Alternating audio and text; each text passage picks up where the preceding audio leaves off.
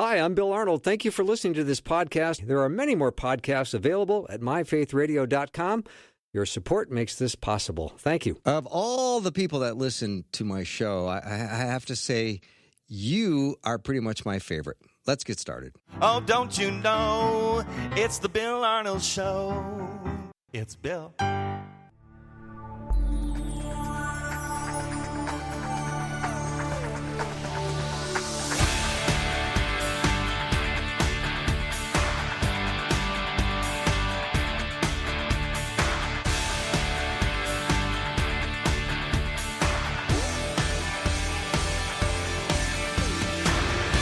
And a warm welcome to the Bill Arnold Show. I am the Bill Arnold part of that short sentence.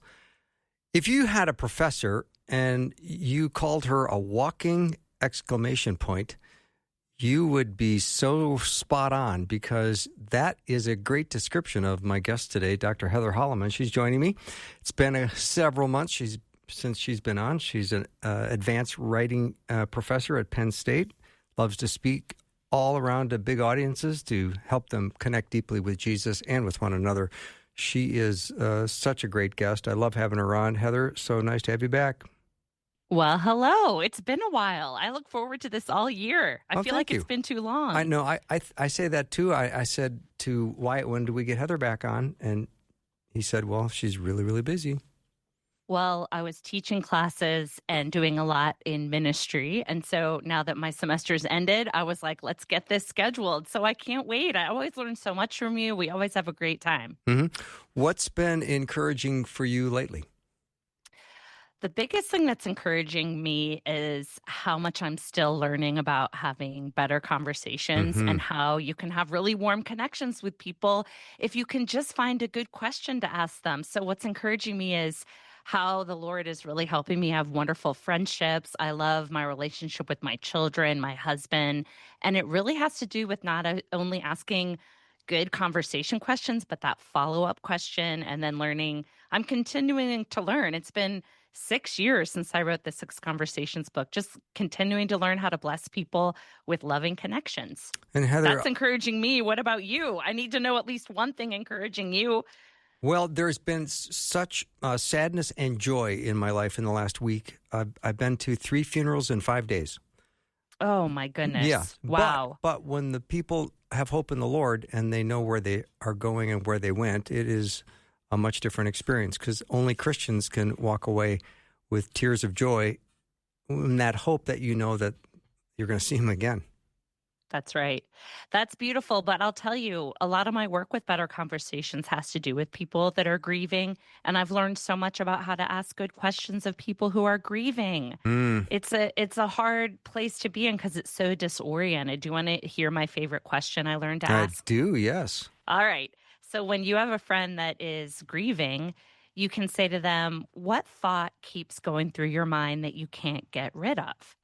Because a lot of people that are grieving ruminate on certain things, and they sometimes have a hard time. They feel really isolated. So if you can ask your grieving friend, like, hey, what do you feel like your mind's really working through? And sometimes they'll want to share a memory. Sometimes they may have a difficult emotion they're working through.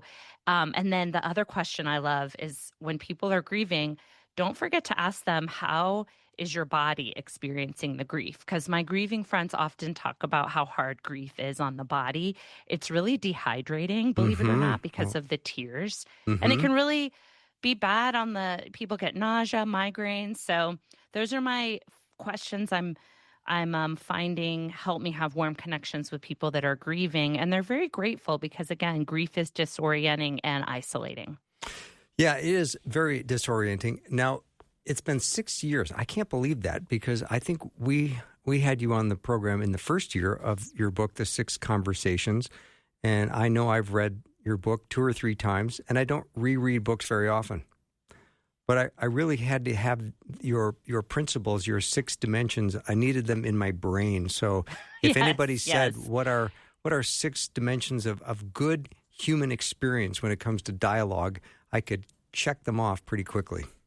Do you have a category that you like to ask questions in, because we're finding as Ash and I travel all over and do workshops for churches and ministries, sometimes people get overwhelmed. They think, I can't remember 6 categories.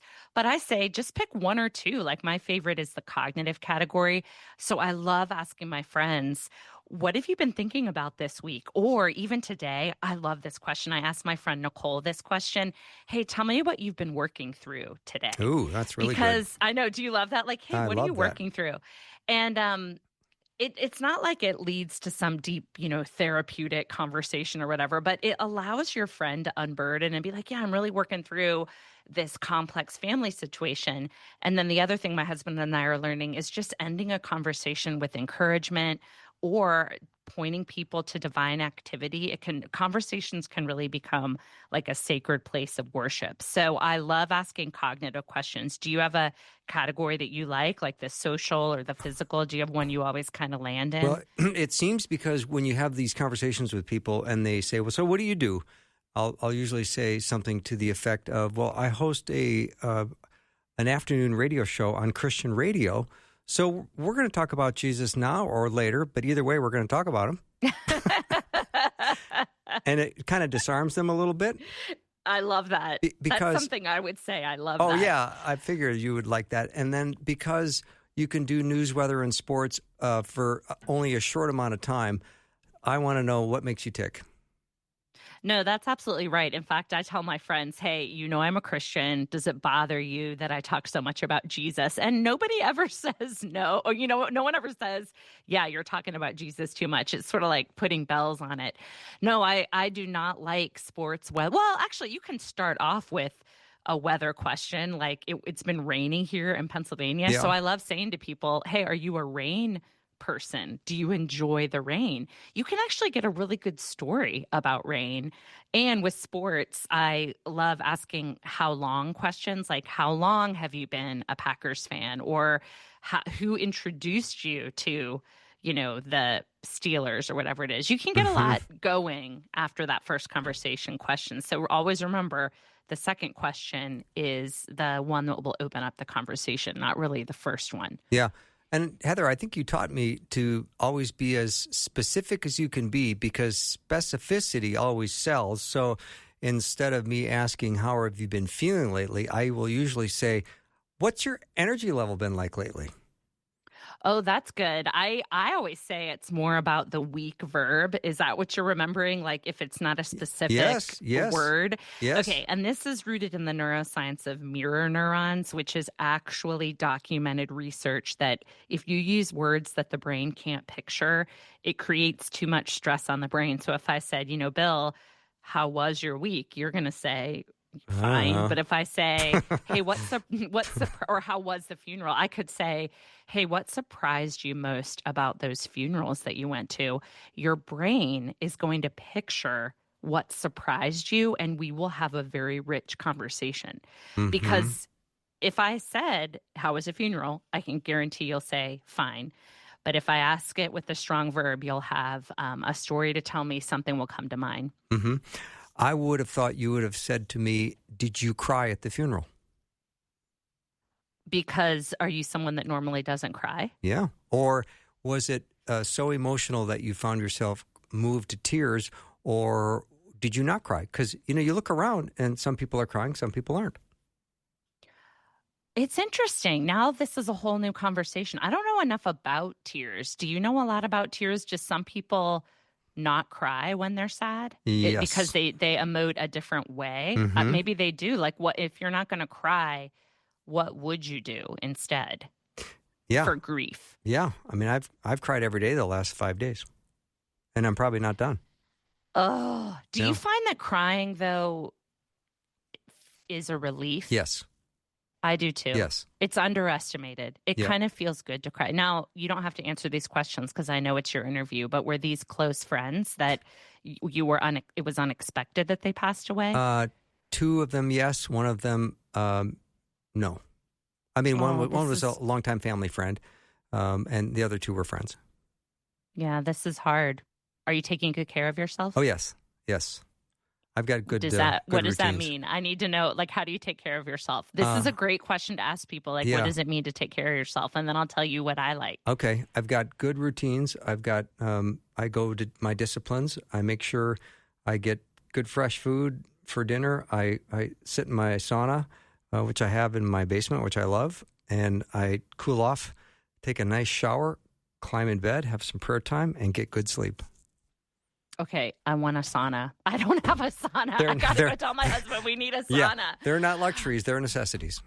Well, I just feel like that'd be so cleansing to be in a sauna. And so many countries do that. They have, where like that's a big part of the way they cleanse their bodies is through sauna. Yeah. But anyway, that's wonderful. No, I love the disciplines, the rituals, good fresh food. Does that mean like vegetables? Is that what you're talking about?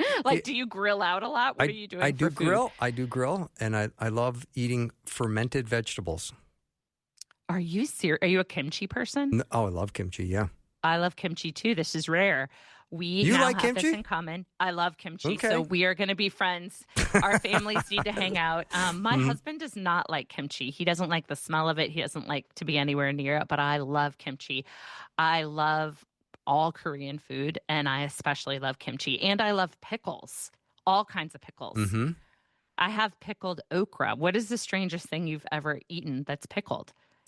Well, it wouldn't be okra. I'd have to think about that because I do experiment with just about every pickled food I can get my hands on.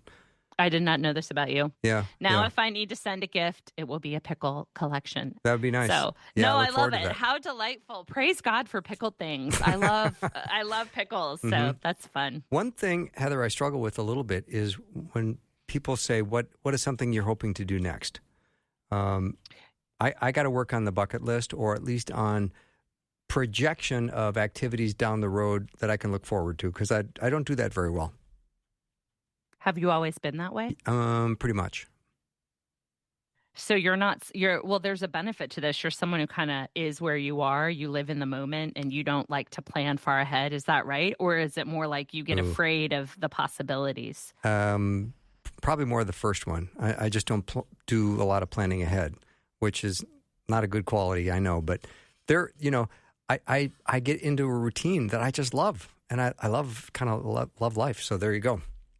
Well, do we have to have plans? This is a great conversation. I mean, do we have to have big plans? Doesn't everybody say, well, do you have any vacations coming up? What are you doing this summer kind of thing? And so some people ask that. Yeah. That's in the volitional category, and it sounds like that's not your love language. That's not the category. I mean, Gary Chapman wrote the foreword to the book because he says these are like love languages. Mm-hmm. This would be a category that it sounds like this would stress you out. If I'm like, hey, what are you going to decide to do next? Or things related that would to stress the me future. out. Yeah. Yeah. And my husband does not like necessarily the emotional category. He'd rather me ask questions related to physical processes or cognitive questions. Like he loves the question, hey, how are you making sense of that? Oh, I like that. But I agree that volitional is a hard category.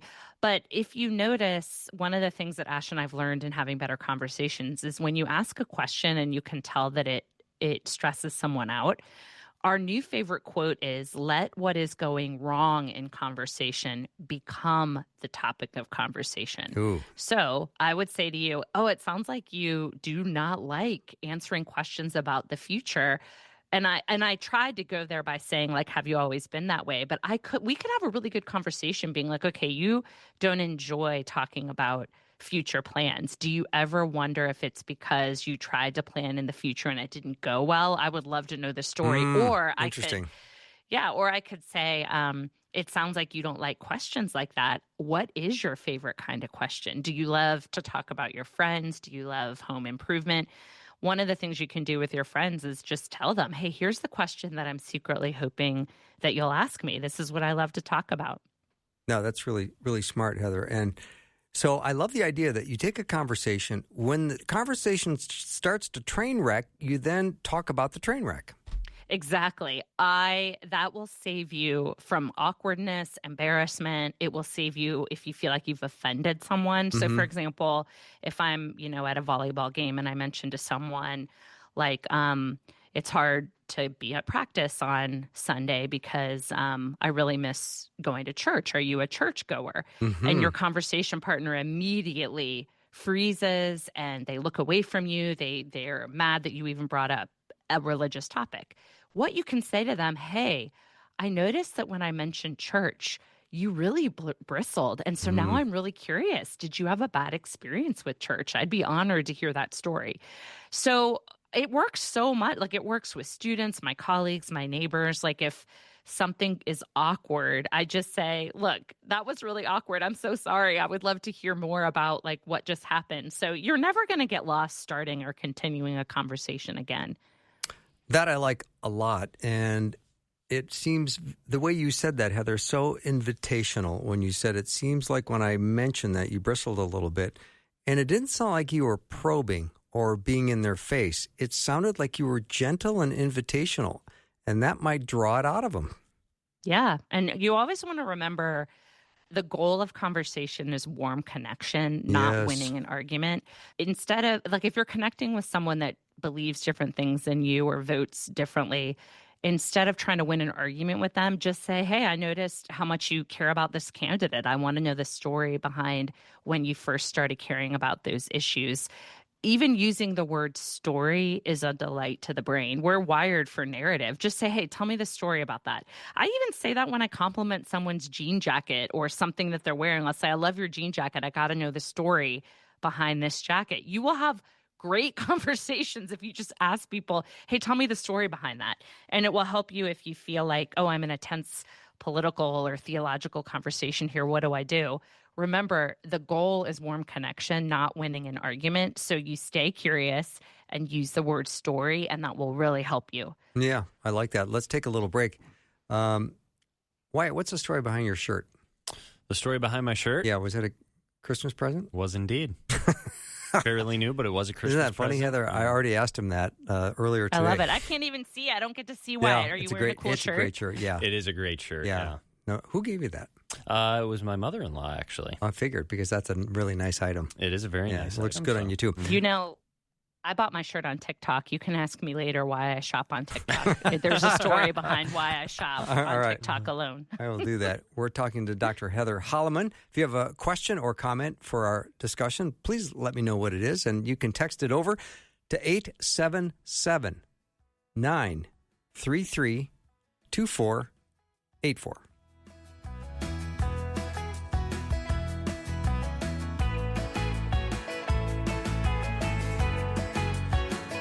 You might be the kind of person that goes to Paris and still listens to Faith Radio on the app. And I'm thinking of a particular couple from northern Minnesota. Or you might be more like the person that just goes into the next room in your apartment and listens. Well, the good news is using the app is just as easy in both places. Downloading the free app is crazy easy. Just text the word app to 877-933-2484 and then click the link. And if you happen to be in Paris, there is a coffee shop, but you should see the prices of biscotti. They have gone through the roof. I recommend avoiding it.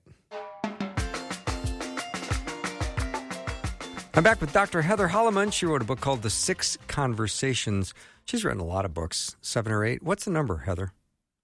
12. And I have a new one coming out, and I'm going to work on I just sent a bunch of proposals out. I just love writing. So I'm finishing the young adult series. The last one comes out in July.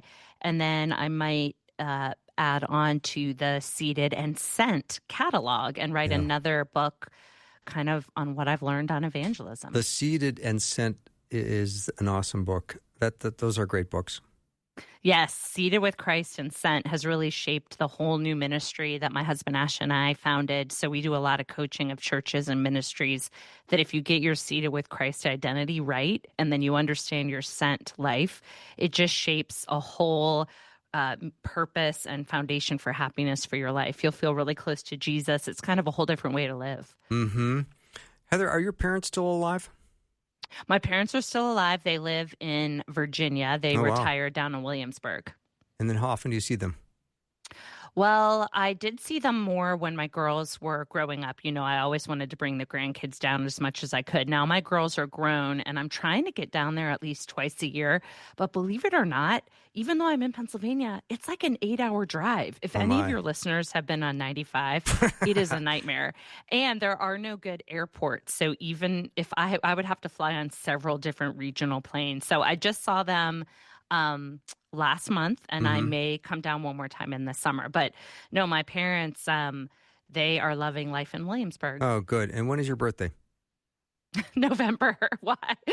November. What about yours? Mine's April 1st. Really? Oh, that's right. I knew this about you. Yeah. Yeah. Yeah. And Were my you mom, just curious I was about my I was curious. I'm thinking about birthdays today because my mom's birthday is today, and Oh. she went home to be with the Lord 8 years ago, but it's her birthday today, so I just have a little That's sweet. little Do soft you have spot. you been thinking about her all Oh, day? What's all your day. favorite thing to remember about her? She had such a she was so resilient, and she had such a cute sense of humor, and she always made kind of a cute little joke of herself. Aw. So she always took the hit really well. She was great. Is this where you got your sense of humor from? Probably. My dear mom at age 52 had been widowed 3 times. What? Yeah, she lost 3 husbands. Widowed 3 times? Yeah, she buried 3 husbands by 52. Was it cancer? 2 heart attacks and kind of an infection from an operation. 3 times. Yeah. So she was no stranger to grief She was and having to rebuild her life. no stranger to grief. Yeah. I think resilience is the right word. Yeah. And I said, Mom, how'd you do it? And she said, she had 4 kids under 5 years old. And she said, Saturday nights, she said I would, we'd put on a little play or something in the living room, and then I would go down and fold diapers, because those were cloth diapers back in those days. And she said I would fold 4 and then use the 5th one to wipe my tears. And I said, God, you're going to get me through this. Yes. He does get us through. Yeah. Wow. So I'm completely That's off amazing. track now. I don't know even how to find my way back. Start talking about my Well, mom and I get all emotional. Do you enjoy talking about her? You enjoy people? I do. I've had conversations with my sisters today, and we've had lots of smiley stories about her and lots of happy thoughts. That's all. It's a great legacy. You have kids, right? Nope.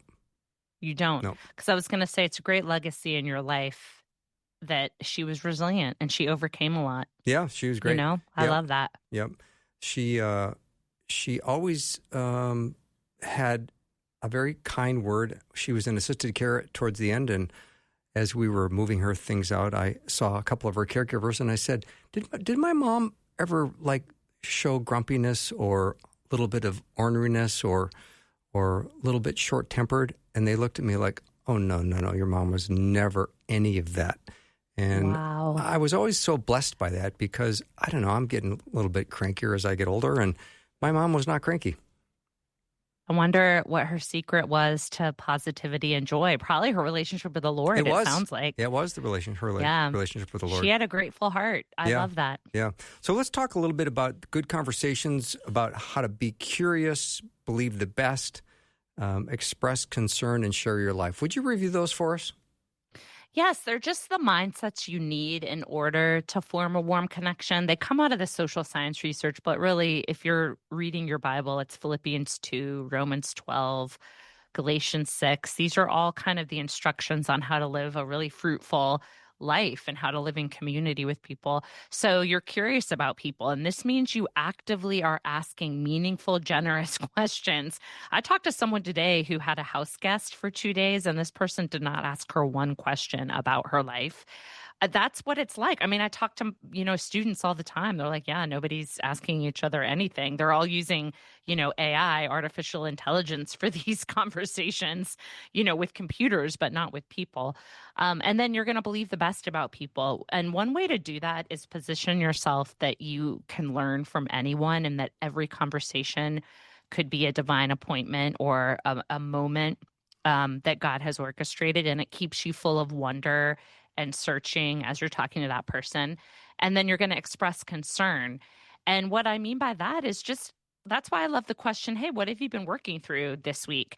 And then what we're learning as we do these conversation workshops and continue to research is just when someone shares something difficult or something that they're working through, one of the best things you can do is empower them, encourage them, like God's word says, to, you know, say what is helpful, encourage people to build them up according to their needs.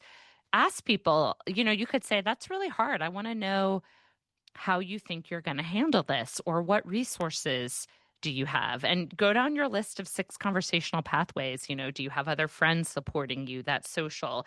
You know, tell me more about the emotions that go with this. That's emotional. You know, Mhm. just go down your list, and then you're going to share your life. A lot of people don't know how to share their life. Believe it or not, when Ash and I give our workshop, he gives a story about how he's an introverted, more shy, reserved person, and he was terrible at sharing his life. So he really teaches audiences to be self aware enough that you know what's going on. If someone were to ask you, hey, what have you been thinking about lately? Or what's your major stressor for this week? Or like, what upcoming decisions are you trying to make? That you're self aware enough that you have something to contribute to the conversation to share your life. Mm-hmm.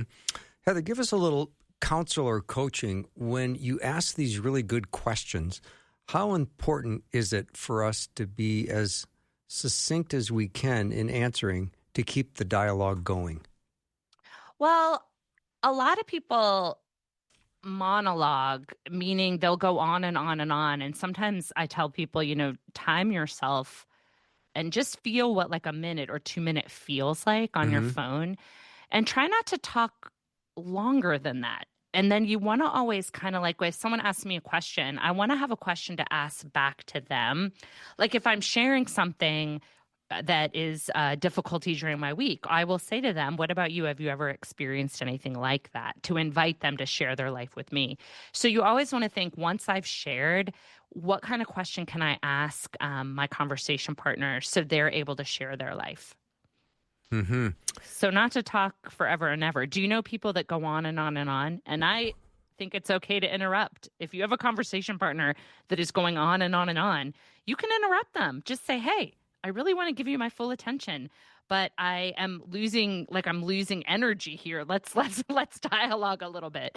You can tell people, be honest with them. Well, I've thought that, but I've not ever told someone that. So encourage us in that department. Well, one thing I say, if I have a friend that's talking and talking and talking, I can say to them, hey, can I just interrupt you? Because I'm learning a lot about conversational turn taking, and I really want to have a warm connection with you. Oh. So can I insert something here? And then we go back and forth a little bit. Sometimes you have to actually model and even instruct your conversation partner, because so many people are so deficient in this area that it is totally okay to say to your friend, hey, I'm really learning how to have a better conversation. Do you want to practice with me asking each other really good questions and not talking for too long? But actually, monologuing isn't as much of a problem as people just not asking each other good questions. The number one problem is actually not people talking too much. It's that nobody's really asking good questions at all. Mm-hmm. Like, when was the last time someone asked you a really good question that you enjoyed answering? Yeah, it's a good point. It's a really good point. Yeah. So I just am thinking that there are people that when they start talking, they're processing their thoughts as they're speaking, kind of like I did just there. Yeah. But yes. I have a tendency of wanting to have a quick rehearsal of my thought in my head before I open my mouth. And so there's different kinds of communicators. The one that says they're processing as they're talking, or they've already sort of determined what they're going to say, and then they say it. That's interesting. One thing, if I'm with someone that is processing as I'm taught, as we're having the conversation, I'll notice that. I'll say, you seem like you're really thinking deeply about this. I have a long time. Let's just sit here as you get your thoughts together, or whatever it is. Also, since my husband doesn't often think of what to say until like 2 weeks later, he makes that joke. He'll Uh-huh. often go back, and it actually builds a warm connection. He'll go back to friends the next day and he'll say, "Hey, I was thinking about that conversation we had, and I actually thought of something that I wanted to say." So he'll extend the conversation because it's taken him that long to think through what he wanted to say. So if you're feeling that way, you're not alone. That's why Ash and I do the conversation workshops and trainings together, because he has such a different conversational style and he's had to learn so much how to form those warm connections because he doesn't think well on his feet and he's shy and introverted. But he jokes that he's proof of concept, because once you learn kind of the 6 conversational pathways and these principles, you can get so good at having a conversation. So, like, for example, what you were just processing through, I might have stopped you and said, "Okay, wait, it sounds like you're thinking deeply about something. What is going on in your mind right now? What were you going to ask me something and you weren't sure what you wanted to ask when you paused just there?" That's so good. Were you thinking? No, Were no, you I was, still- I was trying to be. I've got filters on my brain because I want to make sure I'm so careful with the words I use on the radio because they're. Oh, that's right, because we're on the radio. you know If what, we were in the coffee we're shop, not on it the might coffee be, shop. yeah. But That makes sense. there's people that will say, "Well, let me tell you what happened." Let's see. It was Tuesday, and then I went. No, wait. It was Wednesday. It was Right. Wednesday, and I thought, well, you're kind of processing in the moment, which is nothing wrong with that. But if a person says Tuesday, I went to the doctor and had this appointment, and the results were good, boom, there we go. But if I get a lot of extra details, that's when I get just a tiny bit anxious. One thing you can do, what we've learned, the number one thing I learned is to listen for what's called core values, even as people are talking. And you can say to a person like that, "Hey, it sounds like you're giving me a lot of detail. You really value like precision and getting things right." And I might even say, "Are you someone that likes to make sure your memories are completely accurate? Do you Ooh. get nervous if you make a mistake there?" And they might say, "Yeah, because when I was little, I was accused of lying because I got a detail wrong." I mean, older people tend to do that. I don't know if you've noticed that. I turned 50. Older people tend to, it really matters to them that they're getting the memory right. And that's why couples will often correct each other. Like, "No, it Interesting. wasn't Tuesday. It was Wednesday. No, Interesting. it wasn't at 9 o'clock." It's not because they're trying to be infuriating. It's because it matters that the memory is correct. But you can, again, make that the topic of conversation. You could say, "Hey, I noticed that it really matters to you that you get the timing right. I want to know more about that. Are you someone that loves to recount all the fine details of an experience? What would happen if you got that time wrong? I just want to know." And you'd be amazed at the conversations you can have with older bet. people. Yeah, and just notice things. But sometimes if I'm getting impatient, it's because I've lost that sense of believing the best and being really curious about this other person, like you're on a treasure hunt. So just as they're talking, just listen to the details they're giving you and make comments about what you're noticing. Okay. So, yeah, go ahead. Yeah, let me just take a little break. We're running a little bit past break time. So I'll be right back with Dr. Heather Holleman. You can go check out her website, Heather Holleman, HOLLEMAN.com. Be right back.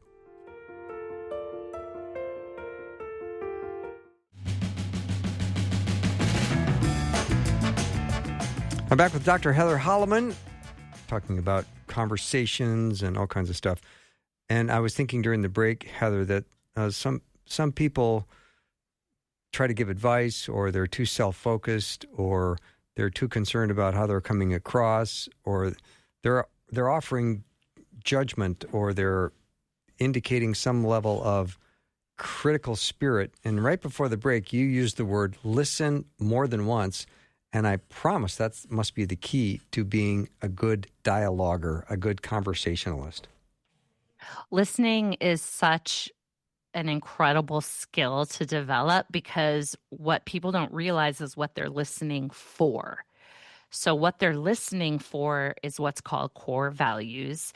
And the goal in conversation is to let your conversation partner know that you really heard them And you're actually providing a great blessing to them by saying, hey, as you were talking, I can tell you really value whatever it is. Like if we were at a coffee shop, I would say, Bill, I loved that story that you told of your mom. You mentioned like resilience a couple times. It's something that I can tell you really value. And it seems like you're going through a hard time this week, losing all of the friends, and your mom had to grieve 3 husbands. Like, I just want to know more about what you're thinking about resilience. So what that communicates to you is, number one, I listened, but number two, I was trying to weave the threads together of things that you said to figure out if there's a coherent narrative there, or even a way I can tell that God is at work. And it might be that I have a gift of evangelism, but I also believe that we're all called to be sent, as the Father has sent me, so I send you, is what Jesus says in John 20:21. So when you're sent into people's lives, you're actively asking yourself, God, how can I encourage this person? Show me what you see in them that I can encourage or help. Or could you help us, arrive at a state of worship or marveling? Now, the research says you want to end a conversation in one of 3 ways, which is encouragement, helping people grow, or marveling. And if you notice, advice giving isn't in that list. I noticed that. Yeah, helping people grow. If someone's coming to me for advice, that's different. But I after this radio interview, a former student is coming for help with medical school applications. So that is going to be a conversation designed for me to give advice. But always ask. If you're in a conversation, just say, hey, is this a moment where you want some advice or counsel? Or would you rather just have me ask questions to help you figure out what you're thinking? 9 times out of 10, the person's going to enjoy meaningful questions to help them discern what's going on, what they think. And remember, the word to remember is you want to empower people. Like if you were to share, more about your grief, I might say to you, Bill, okay, this is really hard. What's going through your mind about the best way that to handle grief? That way, I'm not giving you advice. I'm inviting you. I'm empowering you to think of a solution. And that really helps people, even in good boundaries. Like after this call, you don't want to be in a situation where I'm carrying that burden in a way that is more than God's asked me to carry. So when it says in Galatians to bear one another's burdens, it doesn't mean that you become like codependent or you're always in some weird therapeutic relationship. It just means I heard what you said. I'm going to encourage you. I'll probably pray about it later, but I'm really empowering you and helping you see the strength that you have in you and directing you to kind of God's resources, offering prayer, that kind of thing. I really like that, Heather. And what you're doing is bringing a table into the room, and then you're asking me to put something on the table. So if I put something on the table, then we have something else to talk about. Yeah, that's a good way to say it. I like that image. Like, here, I'm setting a table here. Oh, and then I can picture inviting Jesus to the table. Like, he's there. He's listening to us. But you asked me how I could be resilient. You're not necessarily, you're asking me, do I know how to be resilient, or do you think that there's something out there you could do? And I'm putting something on the table that we can continue having discussion about. That's right. Yeah. And if you're having a hard time and the person's like, I don't know, just say, I love this question. Have you ever been through something like this before? Because then you're helping people draw on resilience. That's what resilience is. I've been through this before. I know what to do. I'm trained, Yeah. That's what resilience is. But being curious, too, and being able to listen carefully. I had Dr. Jerry Root on. He's from Billy Graham Evangelistic Society, and he said, I was in Chicago at Baggage, standing next to a guy, and all I asked to him was, are you home? And he said, well, yeah, I mean, Chicago's not my home. I grew up in Ohio, but we moved here at 13 when my parents got divorced. And all of a sudden, he goes, that's right. Wow, did I get a lot of information? And I love that. Yeah. And all he did was ask a question, a simple question, and then he remained curious. Yeah. Remain curious. And if you get stuck and you don't know what next question to ask, you could even say, I really want to keep talking, but I'm not sure what the next best question is. And then just give yourself some time. Like with that situation, I would have said, wow, 13. I would have said, so that's middle school, right? And then I would have introduced my middle school novels. Right. No. We are going to I talk would about have those. said, Yeah. yeah, I would have asked about, yeah, tell me more what that was like for you, or wow, whatever comes to mind. And again, you can have warm connections even at baggage claims when it's a 2-minute conversation. So And, true. all the social science research about the epidemic of loneliness, people just are profoundly disconnected. And, artificial intelligence, ChatGPT, it's making it worse. Like we have this illusion that we're connected, but people are feeling more lonely. They don't have the warm connections that we hoped would.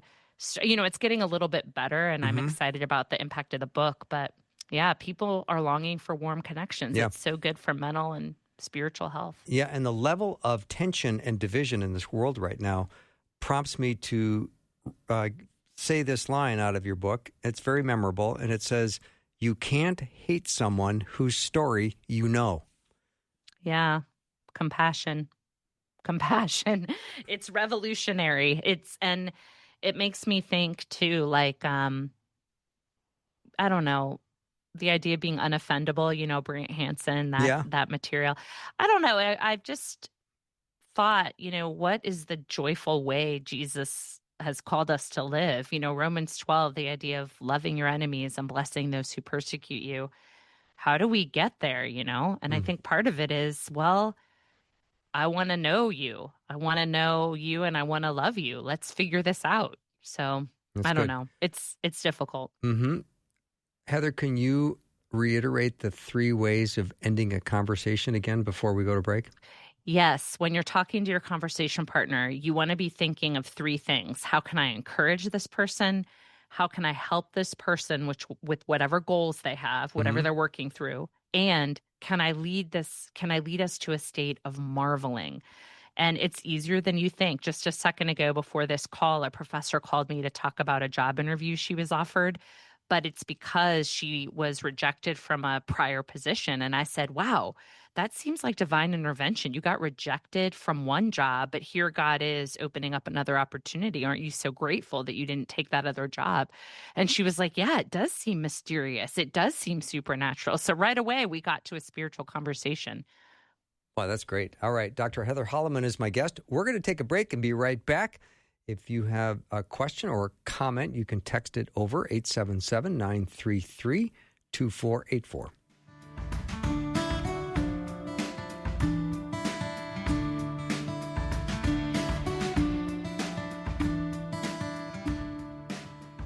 It is my deepest desire that you take the very first step of faith by placing your faith and trust in Jesus Christ. If you've got questions about what it means to begin a relationship with Jesus, text the word faith to 41224.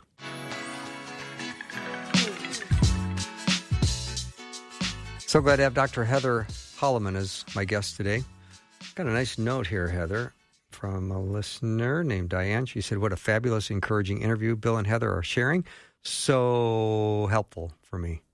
Heather's point about people not engaging with others is on point. It's true. It is true. So I want to do one of my chestnuts, which every time I talk to you, I love bringing up the way that people don't like the question, how are you doing? Because our brains don't know what to do with that, and it overloads our brains, and we just give a quick kind of answer of, I'm fine. That's right. You want to put a strong verb in there? Talk about strong verbs. Well, I mean, you can do it in real time. I do it in my classroom. I'll say, hey, how was your weekend? And the student will say, fine. But if I just put a strong verb in there that they can picture, I'll say, hey, did anything surprise you about your weekend? And that same student will say, yeah, my grandma came from New Jersey and we made stromboli together. And it really surprised me because, on and on and on they'll go. So put a strong verb in there. So Ash won't ask me, how was your trip? He'll say, hey, what challenged you most? Or what delighted you the most? So after this interview, I'll go upstairs and Ash will say, he won't say, how was the interview? Because I'll say, fine. He'll say, hey, what was different this time with Bill? Like he'll ask me a question I can picture. Mm-hmm. And then we'll have a good conversation around the dinner table. That's really sweet. I know you've got Yes. upcoming final book of the Alita Brown series. So let's talk about that. Yes, this is such a delight and the biggest blessing that God has provided. When I started writing for middle grade books, which is, 8 to 12-year-olds really, although many ages read it, and it's for boys and girls both, but primarily girls. The fourth book is coming out, so it follows the season. So the first one is the elite seat, or the this seat saved, and it's about the moment a little girl starts seventh grade and realizes she doesn't have a seat at the popular table. And it's the journey of how she learns that she's seated at the best table with Jesus. So that book became a bestseller, and you would not believe the delightful little letters I get from readers all over who love this story. It's so fun getting to interact with young readers. And then the second book is Winter, and it's her dealing with jealousy. It's called The Disappearing Seat, when you believe all your blessings from God has disappeared, and he seems to be blessing everyone else. And then the Elite Seat is in the spring. What happens when you do become popular? What is that like, and how do you use that as a resource, and what does God have to say about popularity? And the last book that comes out in July is called This Seat's Yours, and it's when you learn not just that you're seated with Christ, but then you're sent to go be a blessing to other people. So it's about her getting ready for then her start of her 8th grade year and how she's going to invite others to their seat with Jesus. And when is that final book out? That one comes out in July, I think July 6th. You can pre-order it on Amazon. But it's really fun to read for summer reading, and then entire classrooms have been reading it. Yesterday I got to visit an entire class of 6th graders who read it. It was so wonderful, Bill. These students just ask the best questions, and they really get into the books. It's so fun. So if you have dreams of writing, again, I recommend writing for 6th graders. Do it. And let's talk. Did you remember reading as a 6th grader? Do you remember falling in love with books when you were little, or were you not a big reader? No, I was falling in love with the baseball field, I think. Yes. Yeah. All right. Well, hey, baseball. Because I remember in school, like 6th grade, you had to do reading and comprehension. Yeah. And you were Did you hate it? Oh, I hated it because you were so nervous just reading the paragraph out loud and making sure that you didn't botch the words and mispronounce That's any. right. Then they would say, "What did you just read?" And I go, "I don't know. You know what? I just got through it." That is hard. That's why one of my dreams is for young people to kind of like fall in love with reading. So I really studied the art of tension and mystery and how to get these readers really engaged in this book so it wouldn't be boring and it'd be fun and they'd learn a lot about the Lord along the way. So I remember when I was that age, I loved Charlotte's Web and The Trumpet of the Swan and the Little House books. So I was a big reader. Do you remember my husband's first book that he ever loved, I think, was like Stephen King books. Oh, wow. So he wasn't a huge reader until later. What did you ever become a reader? No. Go ahead. No, I didn't. Not until I became a much older adult did I care to read. Fiction, or is it mostly nonfiction? Nonfiction. Well, I might have to send some fiction your way. This might be my new project. Please do. Yes. Yeah. No, yeah. reading is so good for you. It's so relaxing to get us off our phones. I agree. So, I agree. Are these books autobiographical at all? yes, they're based on some of the things that I experienced as a 7th grader. And I also weave in some of the things I observed as my daughters were going through middle school that they gave permission to share. But you deal with things like having a first crush, even though you're too young to date. I mean, there's nothing inappropriate in the books. The only thing that may be hard for some parents is there is a bully. And so there's one scene of violence where the bully pushes this girl down, and some homeschool families are like, wait, I want to know before I read, is there any violence? And of course, there are scenes where, my character is alone with a boy, but they're more playing in the woods, which I did all the time. Yeah. But you'll love these books. So yeah, they are about her interaction with nature and just how God really helps walk her through 7th grade, which is a really difficult year when you realize you don't have a seat in the lunchroom. Yeah. And another Heather Holleman greatest hits is what you've encouraged your daughter, what you've said to them when they have been rejected. And I've repeated that many times, but I'll let you say it. Every rejection is God's protection. I'm telling you, if you can teach children about the theological concept of God's sovereignty and that he does all things well and he's good. And so when something happens to you, you have to believe, okay, this could be God's protection, or it also could be he's so mysterious that in some way he's going to demonstrate his goodness to me through this. But it's a deeply theological concept to really believe that every rejection is God's protection. Amen. Heather, thank you again. I've loved this conversation. And even Wyatt said during the break, you guys sound like two people sitting at a coffee shop. And that's how I feel. That's the goal. That's the goal. You guys need to come to Penn State and come hang out. Cool. I'll put it on our calendar of things that they won't let us do. Heather, have a great night. My best to Ash. Thank you. All right. All right. Bye. Dr. Heather Holleman has been my guest. Please learn more about her at her website, where all of her books are available. You can go check them out. HeatherHolleman.com. She spells her last name HOLLEMAN. HeatherHolleman.com. We will take a short break and be back with more in just a minute.